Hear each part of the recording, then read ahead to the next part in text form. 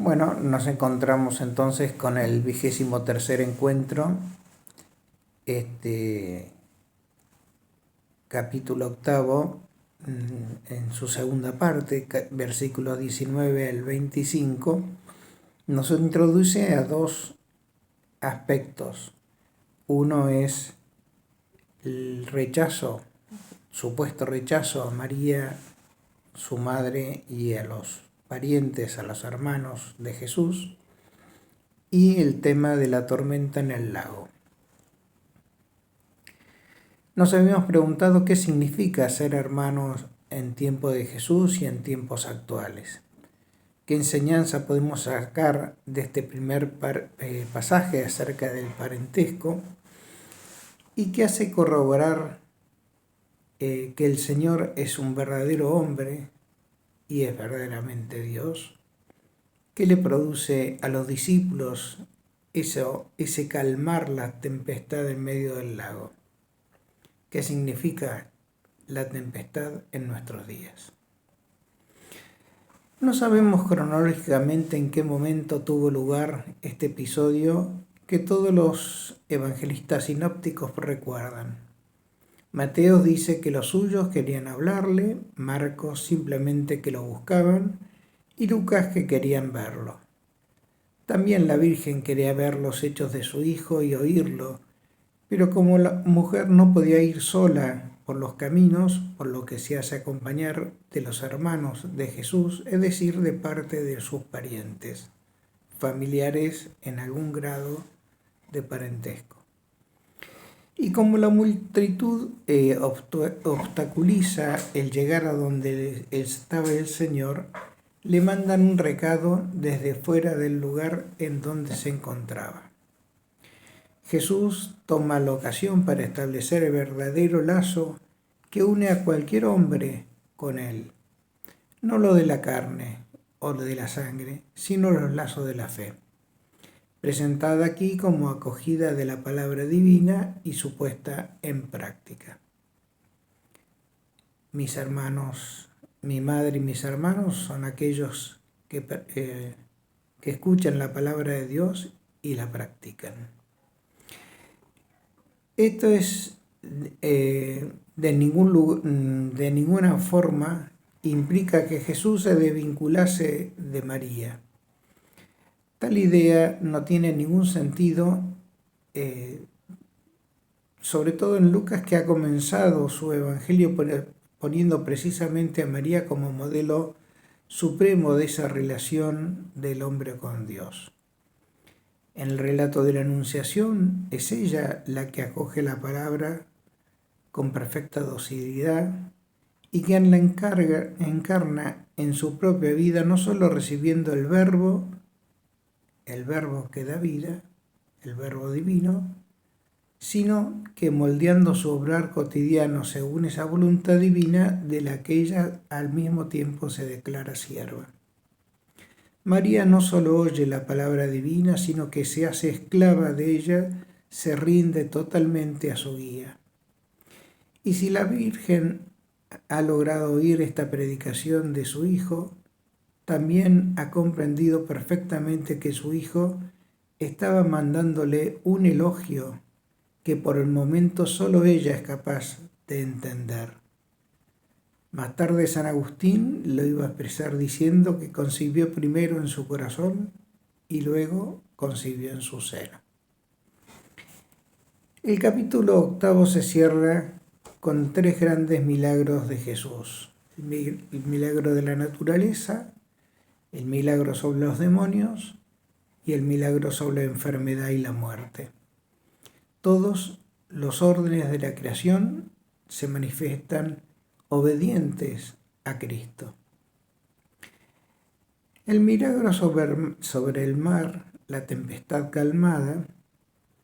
En este pasaje Lucas coloca el episodio en un lugar, en un momento del peregrinaje de Jesús, un cierto día, y no lo enlaza directamente con lo que ha relatado anteriormente. El Señor decide ir a otra parte del lago.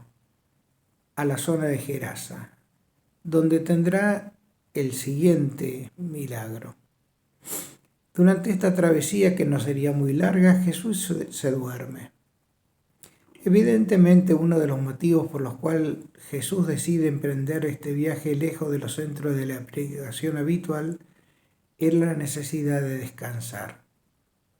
Lucas nos muestra a un Jesús que necesita, como cualquier hombre, comer, beber y descansar.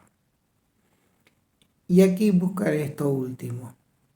Pensemos en el ritmo adormecedor de una pequeña embarcación cruzando un lago tranquilo, el ritmo adormecedor de los remos golpeando el agua, y la característica del lago de Galilea, de este lago, es que las tormentas se forman muy rápido debido a las características que la rodean. Su ubicación por debajo del nivel del mar, las profundas grietas que se forman debido a los torrentes, y en épocas de seca que se agudiza la velocidad de los vientos. Y esto es lo que ha sucedido en este momento. Y las olas en este pequeño mar embravecido empiezan a inundar la barca, amenazando hundirla. Jesús, a pesar de todo este lío, esta batahola formada por los discípulos, el mar embravecido, los gritos, los sustos, las órdenes, Jesús no se despierta. Aparentemente el cansancio era muy grande y su capacidad de reposar evidentemente admirable.